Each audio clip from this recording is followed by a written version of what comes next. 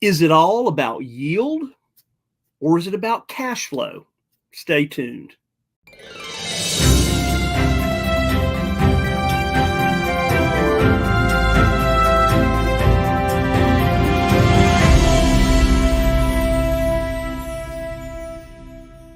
Welcome to this week's edition of Note School TV. Well, where every week at 11:05 Central Time on Wednesdays, we bring you the most amazing guest as well as the most amazing content. And again, as I say every week, and this week is no different. This is what you've come to expect, right? So with that, let's do some housekeeping. Make sure and hit that like button. Boom. Yeah, go ahead and hit that. Make sure and share this with your friends, your colleagues. And also make sure and share your story, share what's going on in your marketplace out there. So if you'll do that as well, make sure and subscribe to the Note School TV channel if you have not already done so. And last but not least, make sure and hit that bell notification, boom, so that you will know when we are going live every Wednesday at 11:05 Central Time. Keep those comments coming to us again. And if you'd like to know more about what we do at Note School, simply go to noteschool.com/TV. Again, noteschool.com/TV. And with that, well, I want to go ahead and let's talk about what's going on in the news this week. Well, we have an article today about, it's from Bloomberg. Distressed property buyers seek out exceptional bargains. So distressed investors, right, see one of the best opportunities in a generation in troubled U.S. real estate assets. Wow, a generation. That is a long time, folks. We have been calling this, Eddie has been calling this really since March of 2020, when we started, when the pandemic started, saying we are going to see this wave of non-performing assets. And I thought this was pretty striking, right? Compared with the savings and loan crisis of 2008, it says we're still in the first or second inning. So we're not right there yet. That's what we've been saying as well. And according to Oak Tree Capital and Rebel Coal, there's a tsunami coming and the waters are pulling away from the beach. So, yeah, guys, the big private equity firms are raising capital right now. They've one of the firms has raised, several of the firms have together raised over $400 billion. Right, nearly $500 billion to go out and take advantage of that. And, it says that financial crisis level, if CRE values fell by only 20% from their peak, would be a tsunami. So more to come on that. We will keep you up to speed. Pardon the pun, right? Up to speed. We will keep you up to what's going on out there. So what I want to do right now, and by the way, our guests today, yes, we have a husband and wife team, are amazing. But first, I want to introduce, Note School's founder, chief visionary officer, the guy that's always looking for the next over the horizon there, my friend, all-around good guy, Mr. Eddie Speed. Well, thank you, Joe. I am very excited about the episode this week because this is a story that I've gotten to live and be part of, and getting to know this couple and getting to know really just their way of operating, their good sense about the business. I would say that they certainly done.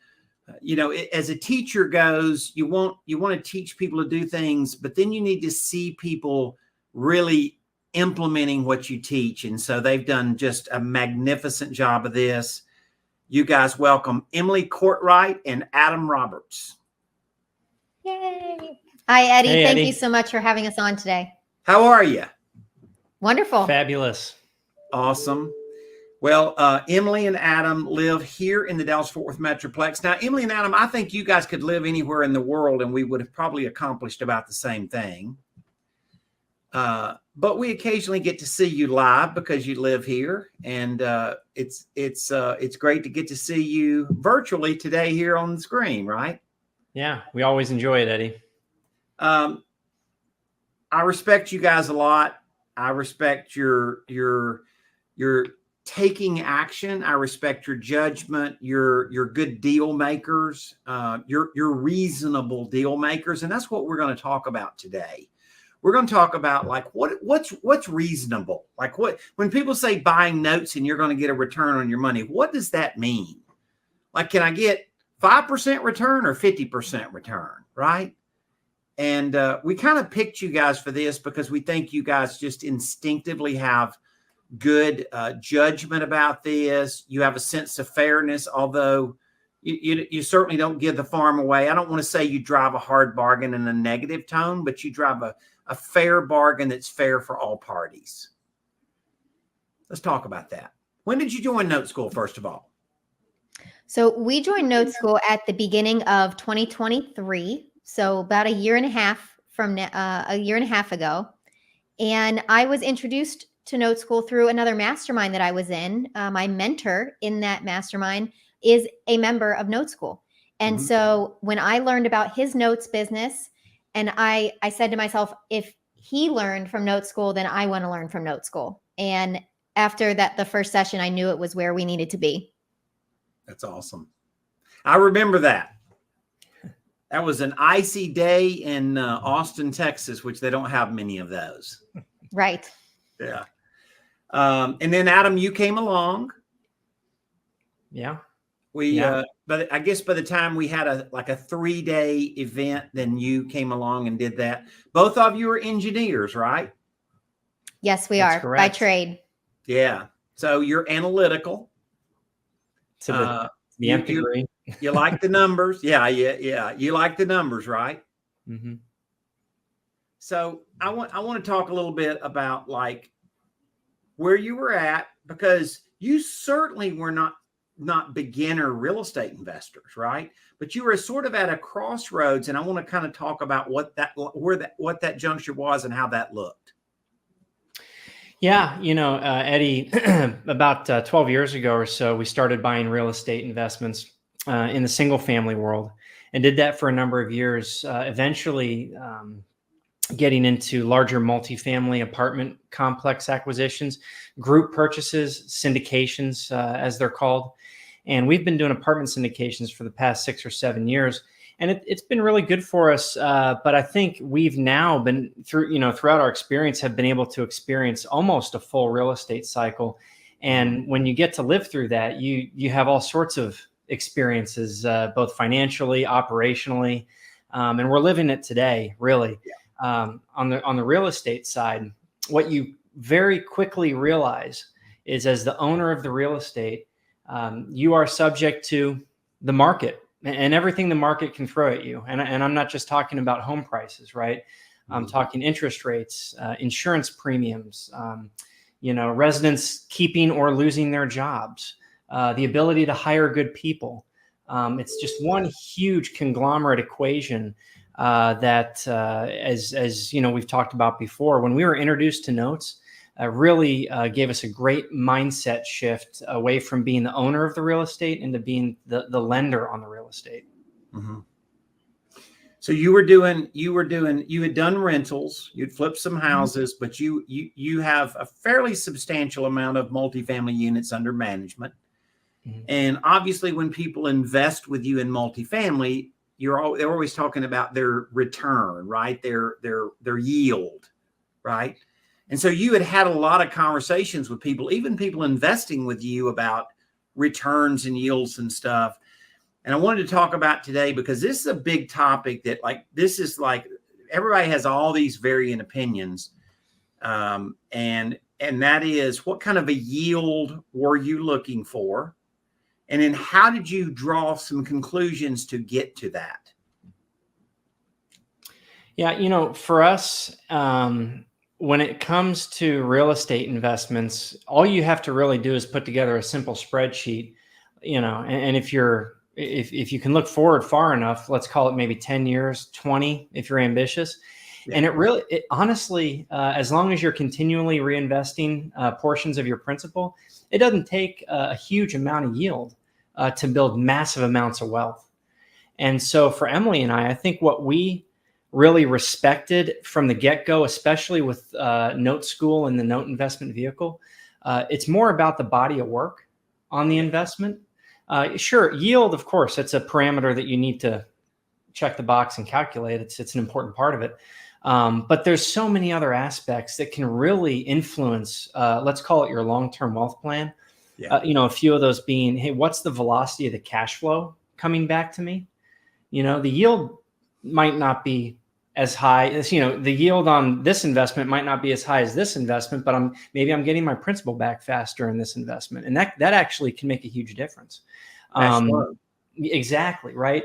The location, where's the investment located? I mean, anybody can sign up for a 15% yield, but if it doesn't pay you, it's not 15%. So we really early on respected the mindset that, hey, it's the full body of work of the investment itself. And that is multiple parameters.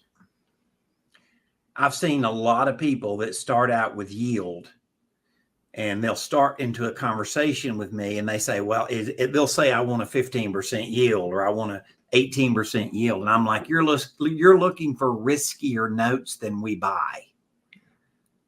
They don't quite know what to say to that. Right. Mm-hmm.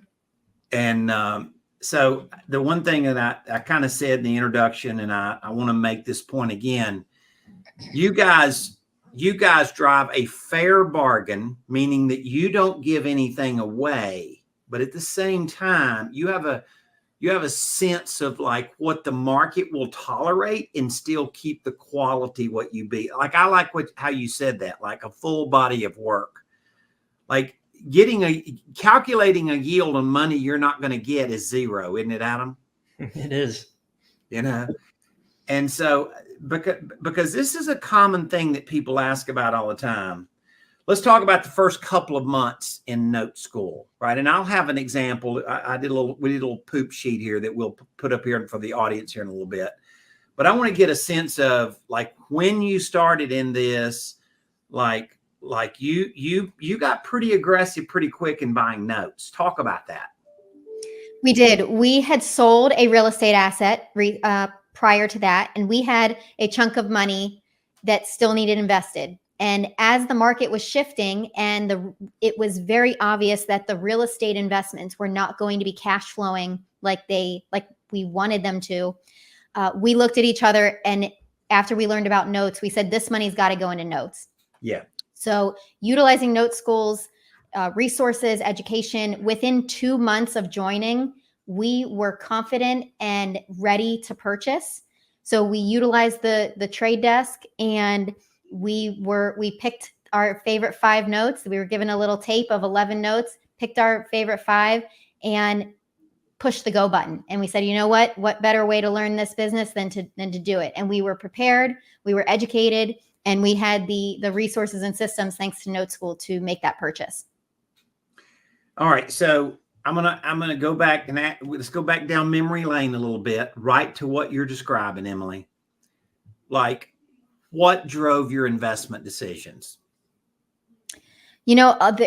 Some of the notes had a little bit lower yields, but great discounts. And I'll give an example. One note in particular was around an 8 yield.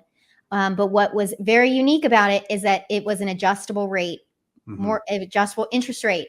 And so we knew that the interest rate was going to adjust in the very short term because it adjusted every year. And because interest rates were starting to go up, we knew that yield was actually going to increase within a month after we bought it.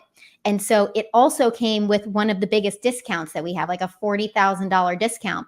And so that's a great example of one of our best performing notes in our portfolio. It has a great discount. It's in a gorgeous location. It's a $800,000 house in Fort Lauderdale, Florida.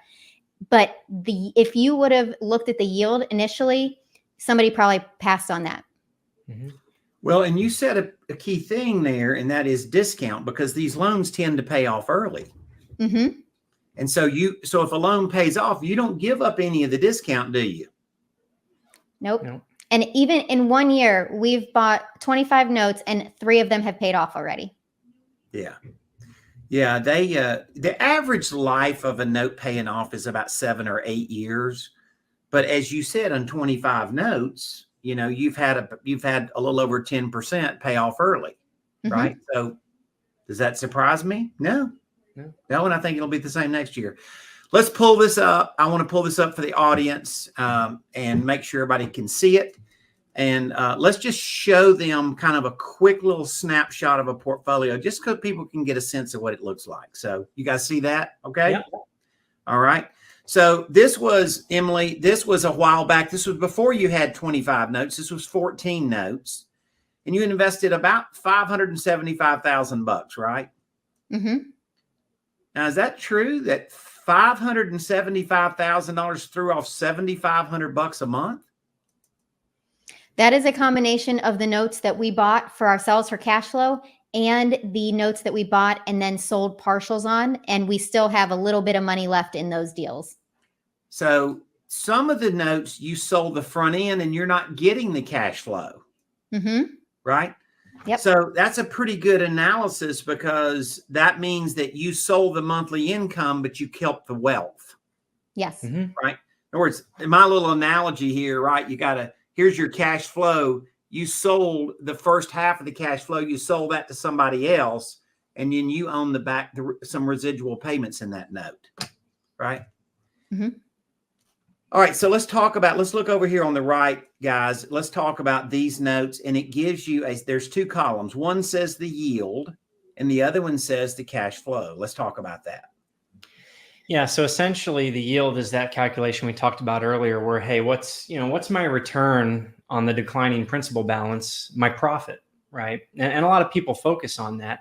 I honestly, I tend to focus on cash flow. I think it's kind of where we came from. We were in a crunched cash flow position. So we were initially looking for notes that gave me the most money coming to my bank account every month that I could invest in. And that's where that cash flow percentage comes in. It includes not only the interest profit, but also the principal payback, which I like to call velocity of principal coming back to my bank account.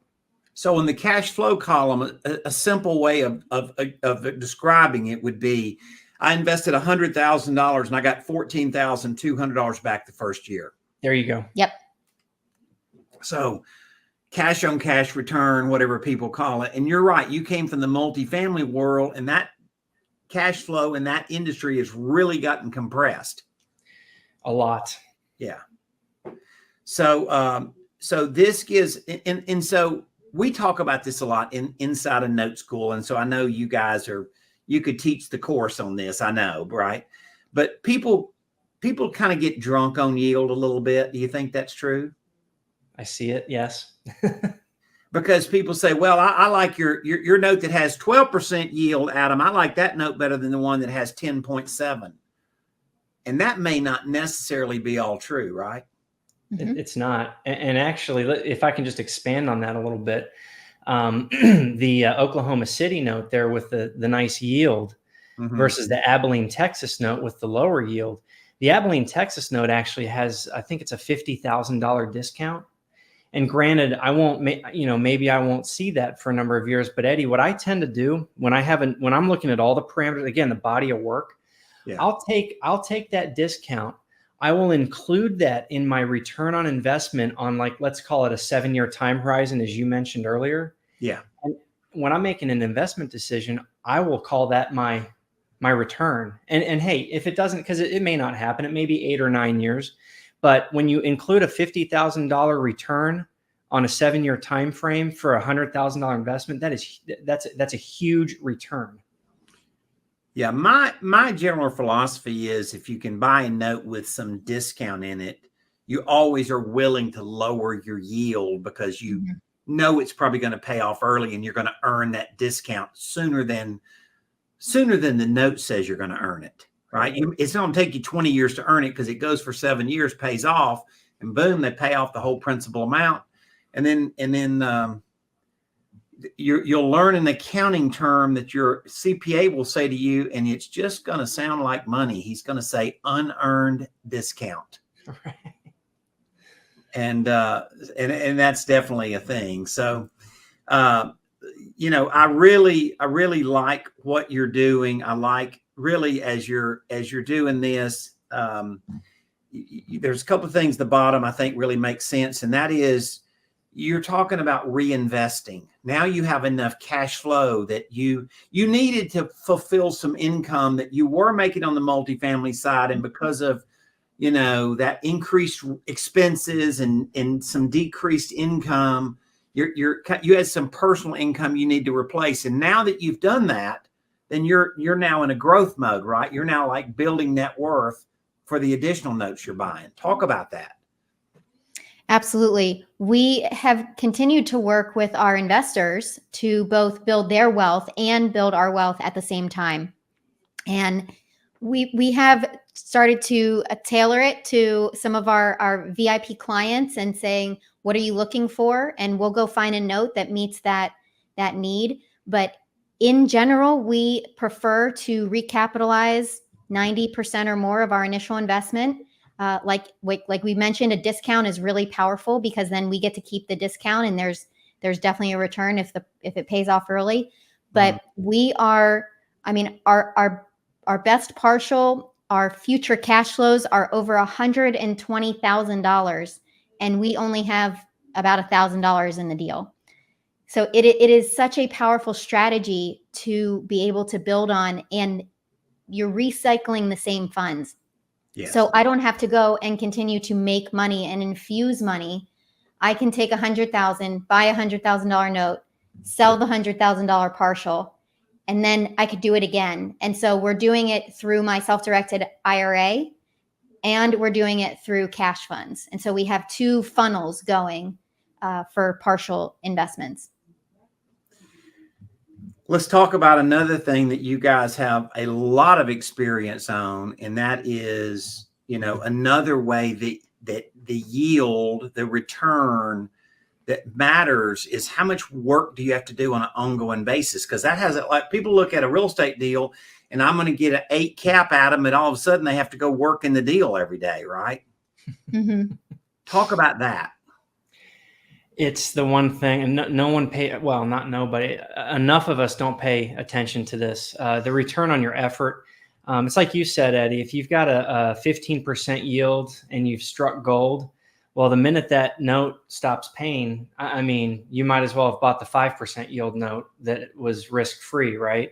Yeah. So it's amazing when you put a spreadsheet together to find out how much work and how little has to get paid back for the yield to just go straight down. That's why when we look at our investment criteria, it's really, the yield definitely does have to meet a certain criteria. However, it's much more important to us that it's in, let's call it foreclosure friendly jurisdictions. Payment history has a lot to do with the borrower. And we're just looking at a lot of other things to validate the yield rather than, hey, let's shop the yield and validate the other parameters. I think it's really important too that you're actually getting the yield. Talk about that. Yeah, you've got to measure what you've invested in, right? And what measures, what you measure gets improved and acted upon. Once you establish a pretty sizable note portfolio, it doesn't take long for one note or two notes to stumble or maybe have some late payments. And to your point, you can have a 10 yield go to 3 very, very quickly. You only have to miss like 2 or 3 payments a year for that to happen. And to your point earlier, the amount of effort that goes into let's say a non-performing note. If you get into this business seeking cash flow and performing notes, the amount of effort that goes into a performing note once it goes non-performing, it's real work, right? But it's not as much work as goes into being the owner of the real estate, the landlord, which is a huge point. We see people investing in rental houses. We see people investing in multifamily, right? We see people investing in traditional stocks, right? Everybody, the magic word that we hear, the dinner that we always have, that you guys have with couples, when something comes out about your future and you're investing, or, you know, like when you're talking to your family and something comes up about investing, yield always becomes the topic. But the truth of the matter is, these other investments, you generally don't actually earn the yield you don't get paid for the yield that everybody talks about until it's successful at the end. And the great thing about this is you get the yield every month. Mm-hmm.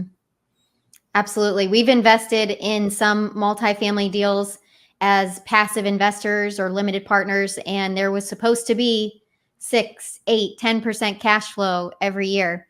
Well, now that the market has shifted, there's zero, to your point. And, you know, if we see a return, it'll be at the end. It could be 3, 5 years from now. And so notes are much more consistent income and cash flow and yield overall. It is, like Adam has said, a velocity of money coming back in. And one thing that we do provide our investors are I don't want to say a case study, but showing them that if they can build up that principal and interest that we're giving back to them within usually about 3 or so years, they can go and buy another partial. And then they can buy another one. And we show them the power of doing that, say over 10 years, and they can get just as good of returns as they can on a growth asset like large multifamily with much higher risks. As they can get those kind of returns if they just reinvest the principal and interest. All right, so I want to dig in a little bit into that, because this is really good. I want to make sure the audience gets this.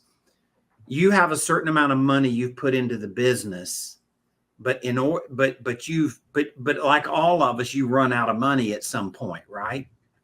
Let's talk about this whole idea of recapitalizing. Like kind of break that down for us. So for us as the active investors, we recapitalize by buying the note and then selling the partial at 90 to 100% of our purchase price. So we have essentially run out of our own money in terms of being able to buy new notes and leave them there to get the cash flow. And so we will borrow from my whole life policy. We will borrow from other places in our portfolio to buy the note, and then we'll sell the partial, which will recapitalize. Let's just say we buy $100,000 note, we sell $100,000 partial, get our money back, and then we're able to do that again. You buy the whole pizza. Mm-hmm. You sell half the pizza, right? Then all of a sudden you have residual income because you didn't sell all the pizza, so to speak, figuratively speaking. But now you get your seed money back and you go put the hook in the water again and go catch another fish, right? Yes.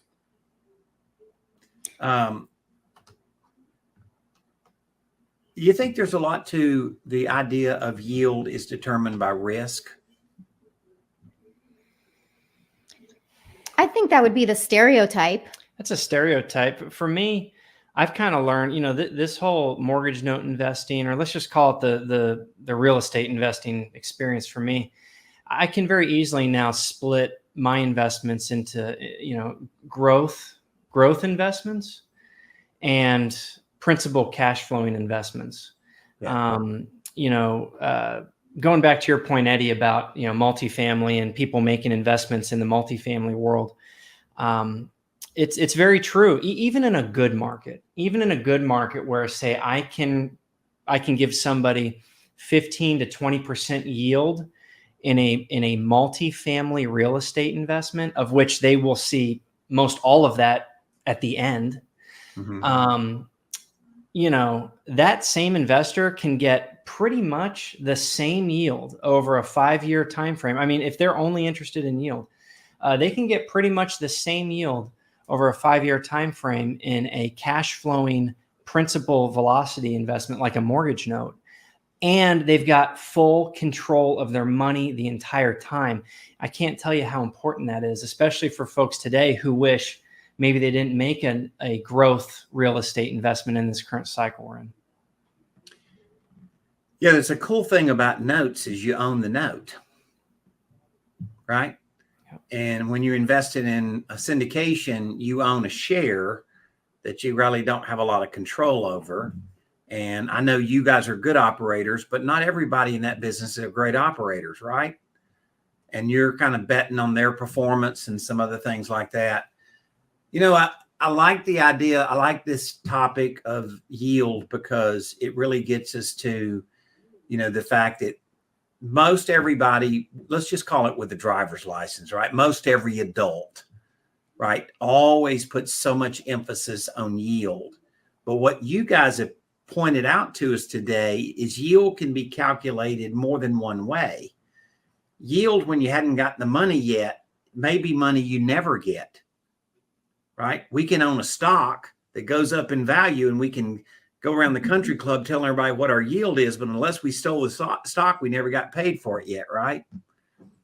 And I think you guys have done a really good job of like drawing a conclusion between anticipated return and recognized return, right?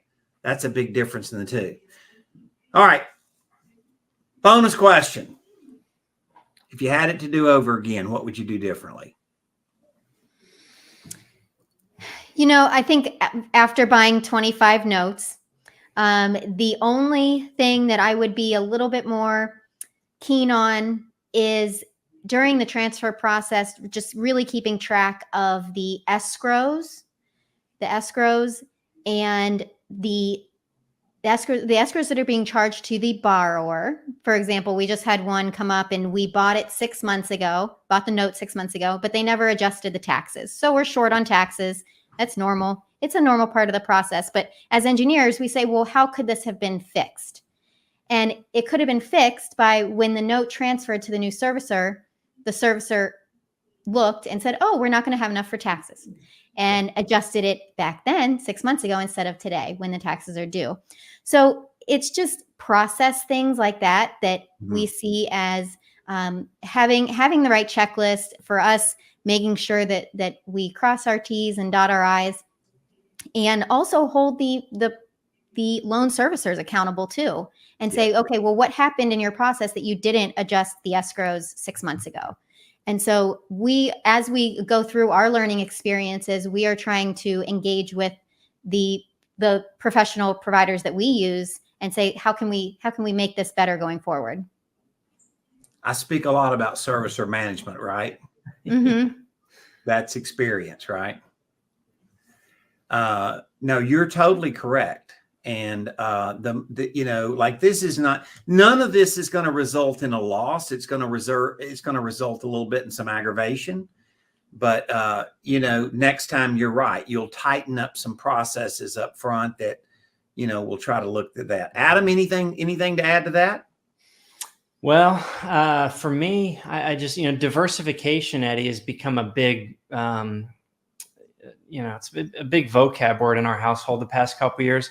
I just, looking in the rearview mirror, I think we should have, would have, could have started doing that earlier. You know, day one, had a little bit more. I mean, when you get into real estate investing, when you look at your buddies that do stock market investing, they're all diversifying. And for some reason, you get it over in the real estate world, you're like, oh, I'm just going to go do this one thing.